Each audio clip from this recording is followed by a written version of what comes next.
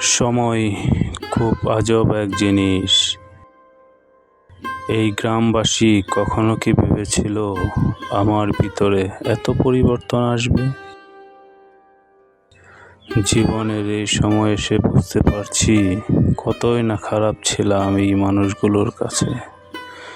এখন যে মানুষের ভালোবাসা পাই, এটা যদি স্কুল কলেজ জীবনে পেতাম তাহলে জীবনটা কতই না সুন্দর হতো।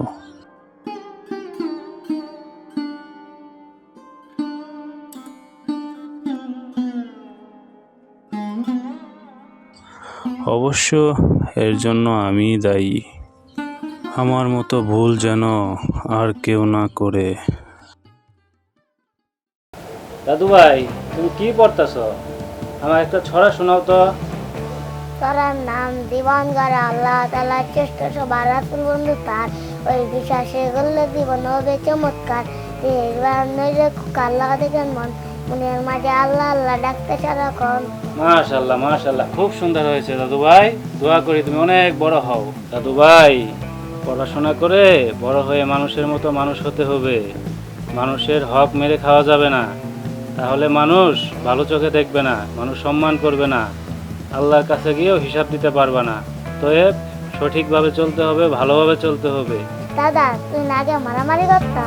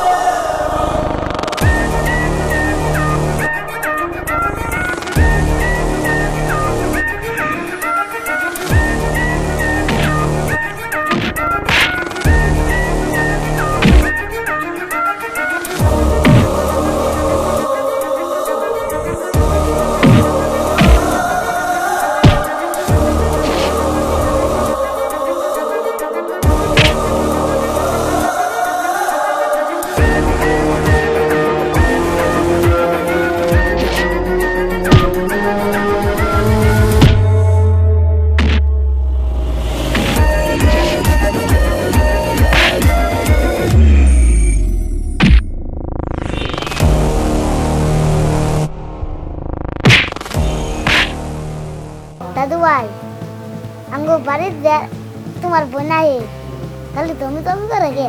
চুপ কর, তাড়াতাড়ি পড়া শেষ কর। তার নাম জীবন গড়া আল্লাহ তাআলা চেষ্টা সবার রাসূল বন্ধু তার ওই বিশ্বাসে গড়লে জীবন হবে চমৎকার।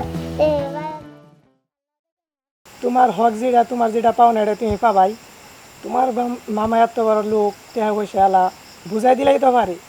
আমি জানি আনের মামা আনের পিছিয়ে লোক নাগাই দিয়া মাইরে ফেলা বাঁচাইতেছে। এটা দেওয়া কোনো দিনই সম্ভব না, কারণ আল্লাহ তাআলা যারে বাঁচাই রাখেন তারে কোনো দিনও অন্য কেউ মারতে পারবো না। এটা আন্নের আমার হক, এটা একদিন ঘুরে ফিরা আইসুক কালুক একদিন আসবেই। আন্নের সৎ পথে চলার চেষ্টা করবেন, সবসময় নামাজ কালাম পড়বেন, আল্লাহর কাছে দোয়া কালাম করবেন যেন এই আন্নের মায়ের হকটা আন্নের কাছে আসে।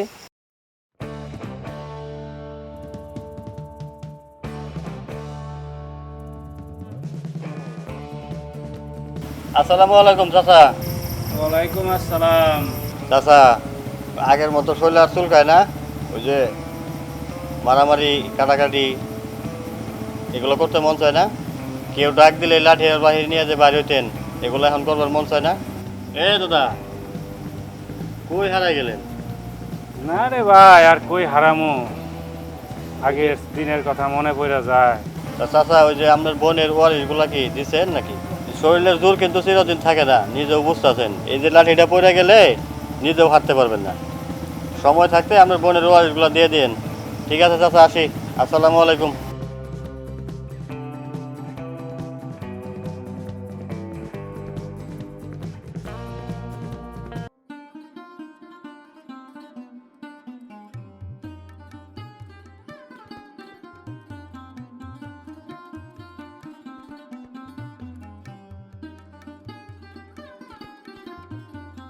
এই সেরা মেশিন ভালো করে মুছে টুচ্ছে কি কি টাইট দেন লাগে টাইট মাইট দিয়ে ঢাইকে রাখিস, ঢাইকে ঢুকে যদি টাকা পয়সা দরকার হয় তোর বাবির কাছ থেকে নিয়ে যাস।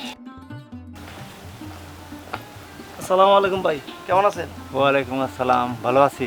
তা মাতাব্বর সাহেব, মামার সাথে কি ওই ব্যাপারে কোনো কথা হয়েছিল আপনার? আমার মামার সঙ্গে তো কথা চেষ্টা করলাম অনেক, কিন্তু তারা তো আসলে ভালো লোক না।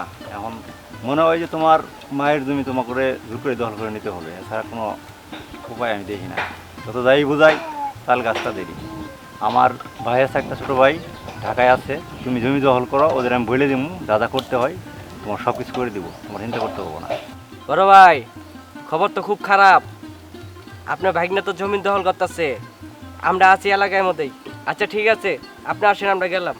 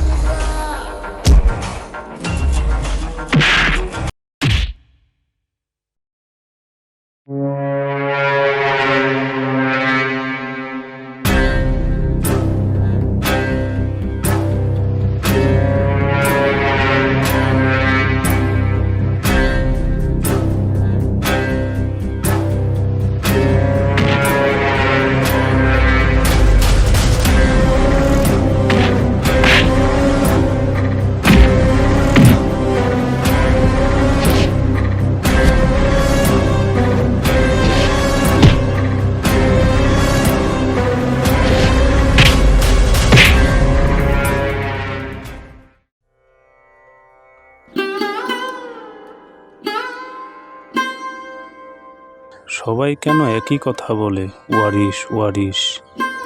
বোনকে তো 1,00,000 টাকা দিয়ে বিষয়টা মিটিয়েছিলাম, তারপরেও মানুষ কেন আমার সাথে এভাবে কথা বলে? যুবক বয়সে তো ভয়ে কেউ সামনে দাঁড়াতো না। সময় কত কিছু পরিবর্তন করে দেয়।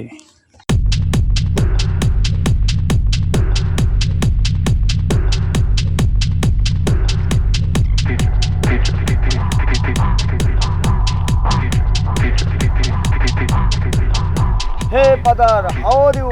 I am fine. শুনলাম তোমার মামার সাথে নাই ডিস্টিংশন। তোমার মায়ের জমি নানা দায়িত্বটা আমারে দাও। তোমার মামারে একটা মধ্যে কুলুস। ফাউল কোন হানকার, কানে দুল পড়ছে, গলায় হেডফোন পড়ছে, ফাউল কোটাকে। যাও যাও যাও। ভালো কথার ভাত নাই। কি হবে এই জায়গা জমি দিয়ে যদি কাছের মানুষের, গ্রামবাসীর ভালোবাসাই না পাই? আমার বোনের ওয়ারিশ আমি বুঝিয়ে দিব, এটা ওর হক।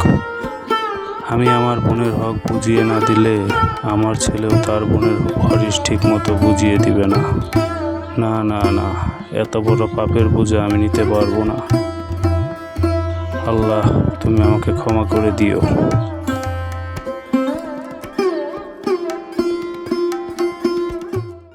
মামা মামা মামা মামা মামা মামা মামা মামা মামা আপনার জন্য সুখবর আছে, আপনার এবার বিষয় হয়ে গেছে, আপনি এবার হজে যেতে পারবেন।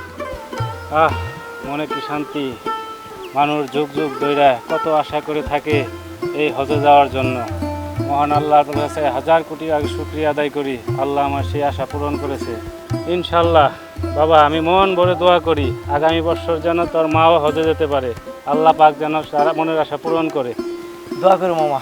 ইনশাল্লাহ বাবা, চল নামাজের টাইম হয়েছে, নামাজটা আদায় করি। আচ্ছা।